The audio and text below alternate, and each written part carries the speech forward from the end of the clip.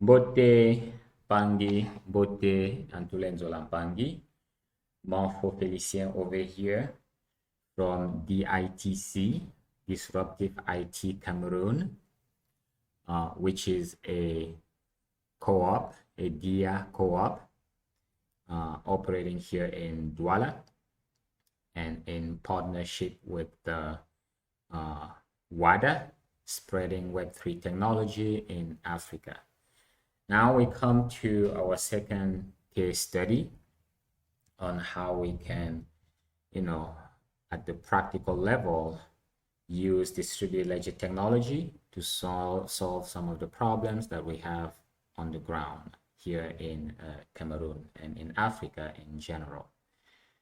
So I know we've come a long way into our journey, this introductory course to distributed ledger technology. So really grateful that you're still here with us, and we encourage you to go all the way through.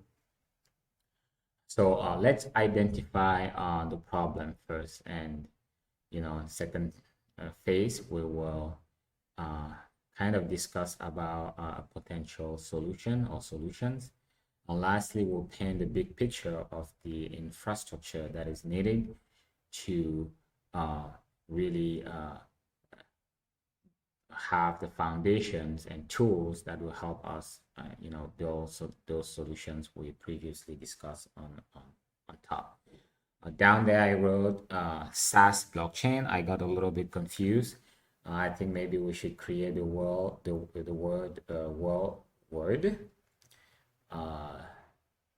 BaaS, which will stand for blockchain as a service. But that's something for another day. Now let's get into the big picture. So there are several problems in the health care area, and those problems can be grouped into those 7 points that you see now. Digital identity management, health supplies chain management, patient record management, hospital or health institution information system in general, health insurance and insurance claims. I got claims wrong there. Compliance to the government regulatory framework, and artificial intelligence. So we're going to go through each of these one at a time and making sure that we dive deep into it and present what the problem is.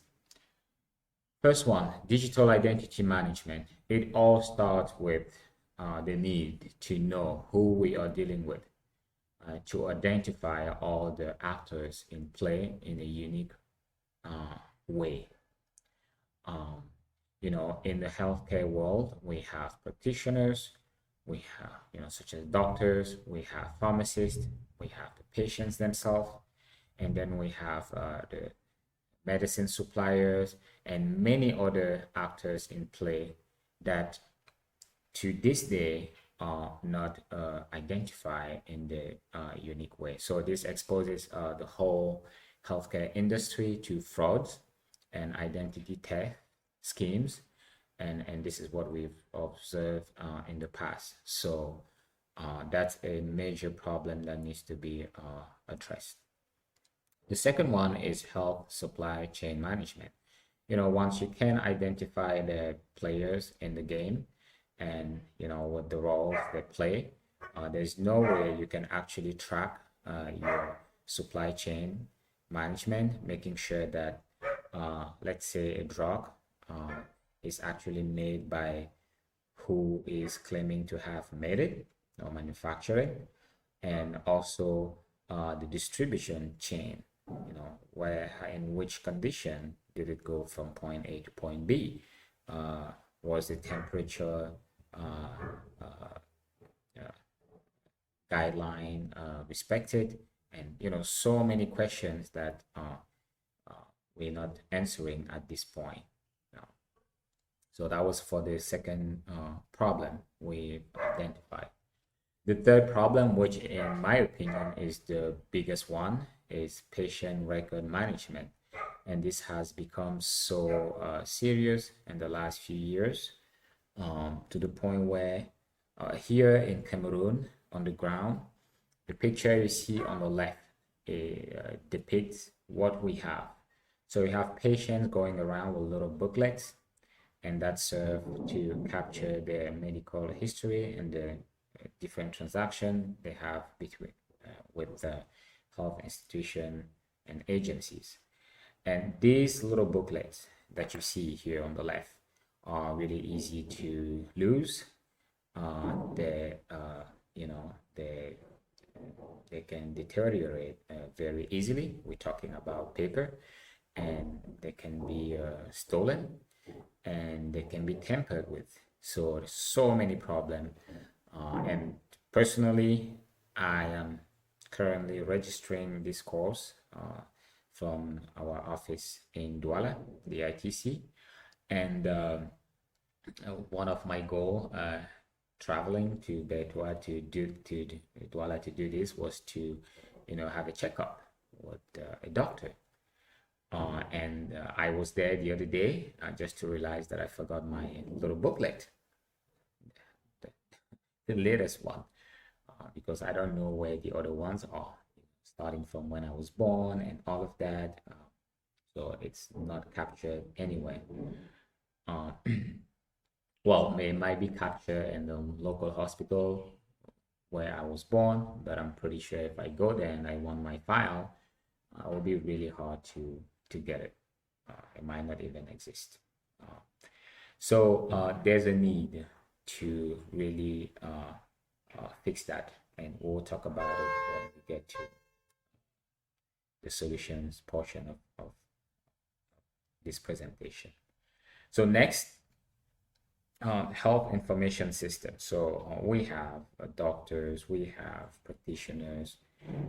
Doctors sometimes act as an independent bodies and health institution that have gathered a lot of information that could be exposed and shared, but there's no like really a platform or framework to not only structure that data but and make it available to all interested party, whether that's for an audit or many other things, or a survey that, let's say, students in the medicine field are willing to perform. So the next problem is related to the insurance world.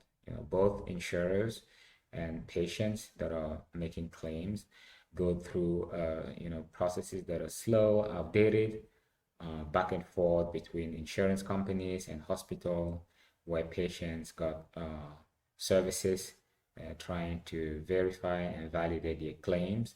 The whole process is clumsy, it's slow, it's paper-based, and in the process, people can tamper with some information without it being noticed. So the following point is compliance. We're talking about healthcare, which is a really sensitive domain when it comes down to the regulatory framework. So there needs to be a platform where all of these laws related to this practice can be published and made accessible to everyone. One specific example that I face here on the ground is the need for each company to display, this is law, to display information about the company that is open 24/24. But for competitive reasons and competition, a pharmacy don't always do that, which is a clear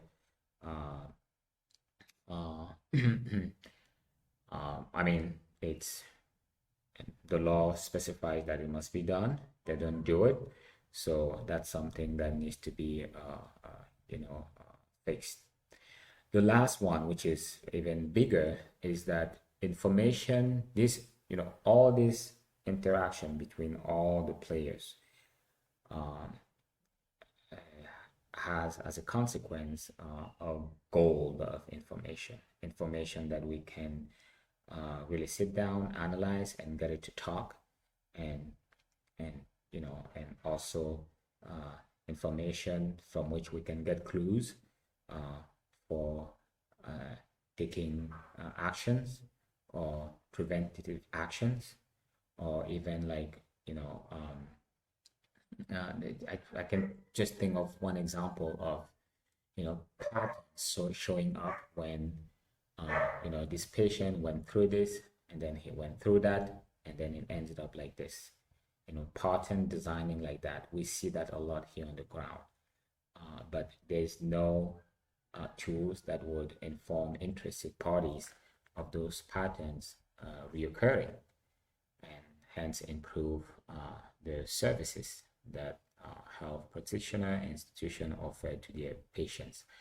So that's the big picture on problems. And now we're going to move on to